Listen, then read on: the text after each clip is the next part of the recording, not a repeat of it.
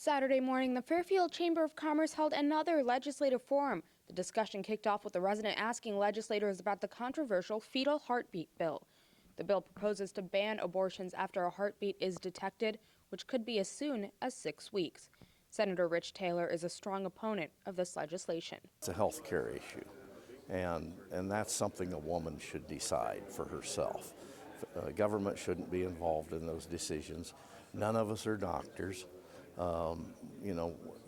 And that's something that the doctors and the woman have to make that decision, what's best for her. If this bill passes, it would be one of the strictest abortion laws in the country, and Iowa would have to face federal courts for challenging Roe v. Wade, a Supreme Court decision that Representative Phil Miller says should be upheld.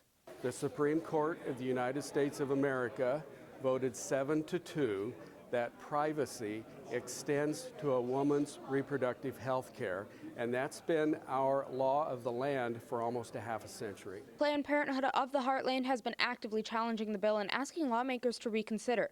Their argument is that most women don't even realize they're pregnant at 6 weeks. But Senator Mark Shulgren says he's trying to protect the lives of Iowans.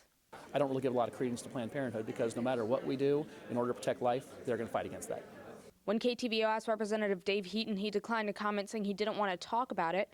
But earlier during the forum, when the question was asked by a resident, Heaton did say that the only thing that concerns him about this bill is that it might deter OBGYNs from wanting to work in Iowa.